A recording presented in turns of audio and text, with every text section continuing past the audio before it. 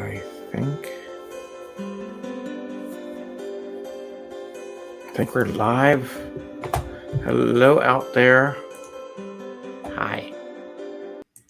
I'm drinking some coffee. I'm gonna sell coffee cups soon. We'll see how it goes. Hey, good morning. It's 5 a.m. Mester Scrum Show. Hope you're doing well today. Yesterday I was reading some LinkedIn. I do read other people's stuff out there on LinkedIn, and I do try to promote it and help people out where I can. Just send me a note. But anyway, but this case, I was listening to Jem Jelly. I like his stuff. He put some good stuff on pure Scrum Master stuff out there. Been listening to him for a while. He comes and goes in time when he posts and where he's going. I think because he's got kids now. But he puts some good stuff out there. And he had a good question he posed out there. Being an Agile coach, can they really create that trust factor and versus what a Scrum Master can do? And I like this post. I agree. Oh, we already got a comment already. Good morning. So it was a good post on that. And after he posted, I thought about, I put a note in my phone saying, I'm going to share how I coach. I think I've done it before, but I'm going to do a little bit of talk about that trust factor, where you can't go, and give you some stories. So 5 a.m. Mester Scrum Show. I am Greg Mester, Scrum Master and Agile Coach. And here we talk about Scrum and Agile in a very practical and tactical way, so you can bring value to your customer, not work crazy hours, get home to family and friends and have some fun. So his article, he says that Agile coaches can't build as much trust as Scrum Masters. And I agree totally 1,000,000,000%, by the way. And he talked about how Agile coaches will come in, teach something, and think they build that trust or whatever with the team, and then they go away. And it's so true, right? So I'm going to give you a couple of little stories that I've had.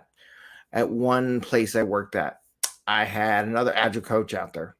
And he says to me, because I'm very big on how many teams can you really coach at a time.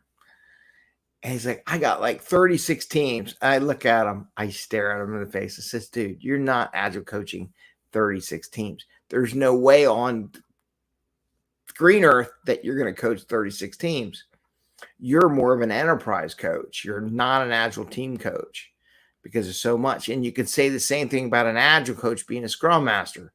I've had managers challenge me in the past and says, you need to get in there and run the teams. I'm like, no, that's the Scrum Master's job.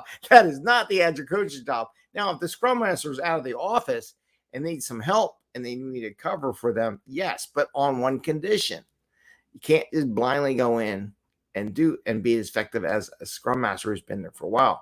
And that's what Jem Jelly was talking about, was building that trust factor, that camaraderie between the Scrum Master and the team, so that when the Scrum Master says something about the flow, how Scrums operate, observations, that they believe the Scrum Master, right? Him or her, because anybody can be a Scrum Master. So this is what I do.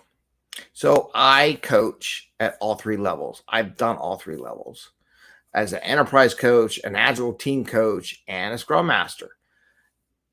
Do I think you should be a Scrum Master before you become an Agile coach and an enterprise coach? Yes, I do, because you need to learn what it's like to be there for a while, a year or two, at least, knowing what it is to be a Scrum Master and have a couple teams to do it. Now, he also puts a point, how many teams can a good Scrum Master do? And that's another point.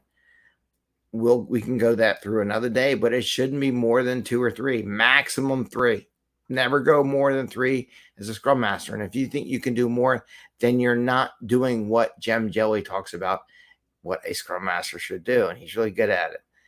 And you're missing out so much. And the team is missing out on the benefits of Scrum Master.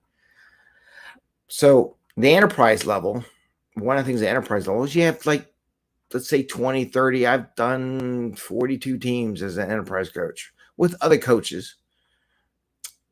And as an Agile coach, I work with team leads such as Scrum Master and product owner. I do, upon invitation, will coach particular topics that the Scrum Master feels that the team needs to work on, and they feel maybe I can teach it better. I've done it enough times. Give some pointers and stuff like that, and demonstrate how something operates. It 3 is pushing it. Yeah, I totally agree with you, Karen.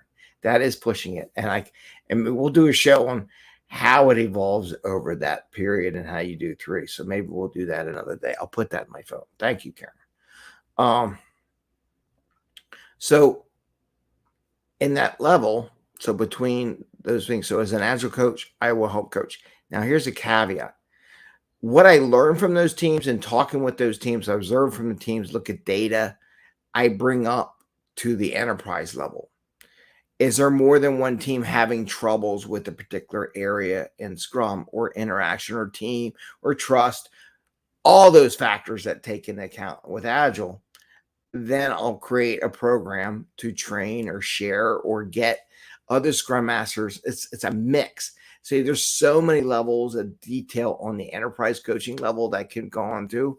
It's a different animal, different beast that sometimes I bring Scrum Masters in. Sometimes I do product owners, have them talk across the enterprise, share what I know across the enterprise, and do that from an enterprise perspective. Now, as an Agile coach, I'll be honest, I've been asked to coach like 15 teams. I'm like, I can't do 15 teams. My experiment of coaching that, the most I was ever able to coach was 5. But there's a caveat to the coaching of 5 teams, okay? I would do 2 at a time, okay? And why do I say that? At first, when I coach a team, I like to go to every ceremony, every sprint planning, every daily scrum. I am there with the team. I give them my coaching agreement. They all know who I am, why I'm there for.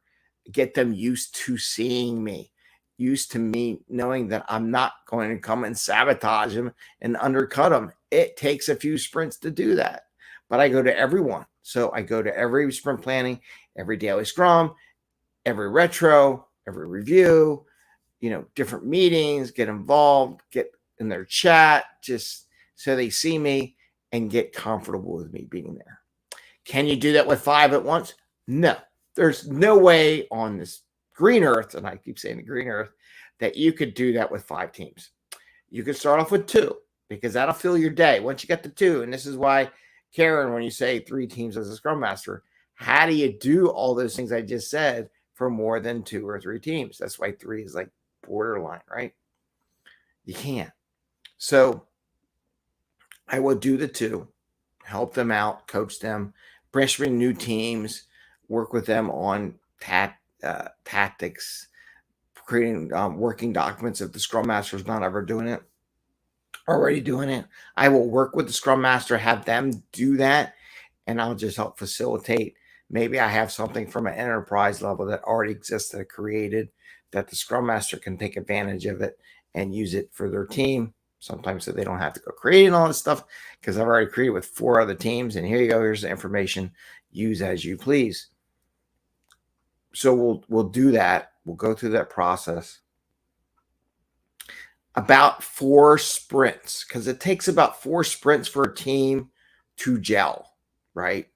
If they think they can do it in 2 sprints, I'm like, yeah, no. The average I've seen of all the teams I've seen, it takes about 4 sprints to figure out where their equilibrium level is.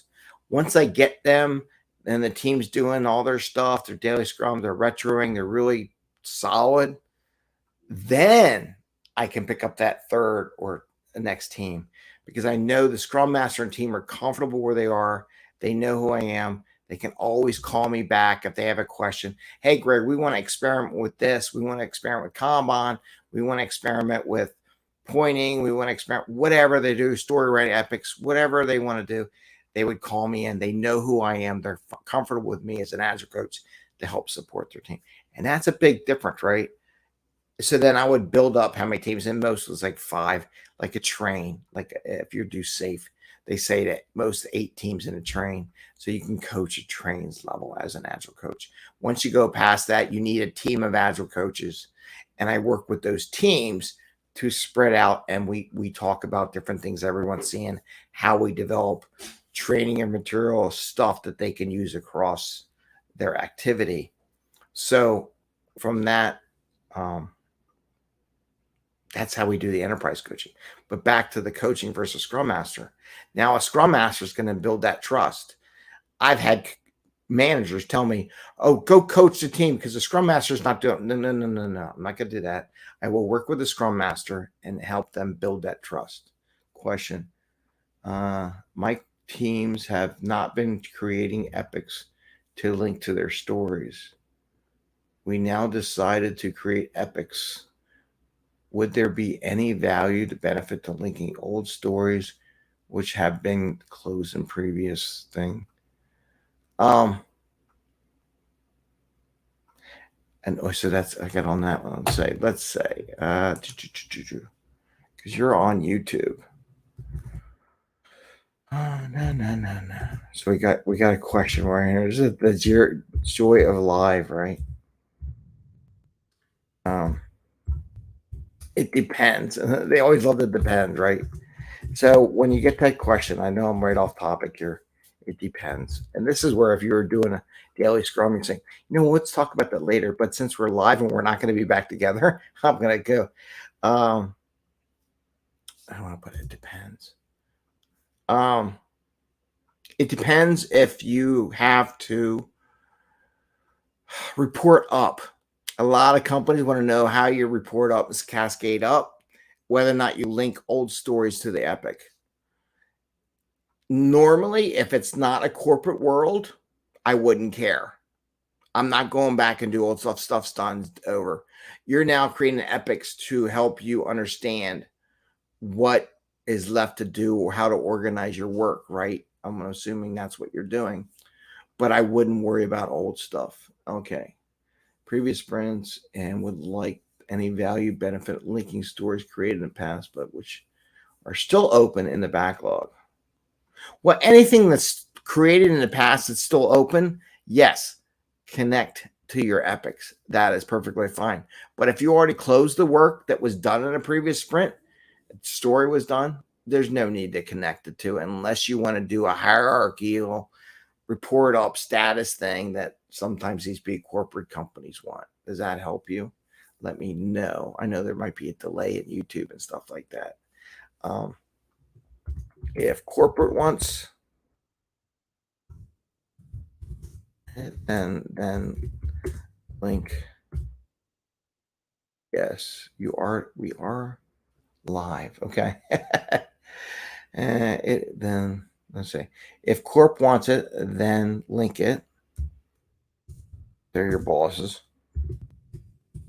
They are your boss. If done, then don't link it. And I should do a whole story why you don't type this stuff. Why you're in. We'll do a show on that. Don't type. Open stuff. Yes. Okay, so that gives you a couple of answers there. And this is another example I should write down on my phone. Why you don't type during a sprint planning session or a refinement session or create user stories while everyone's there. One of my biggest peeves. No one likes to watch someone type. I'm just tell you that right now. Okay, so back to the thing about the coaching. So just close it up. Scrum Masters built that trust. That are with them every day and how they work. And it takes a lot to build that trust.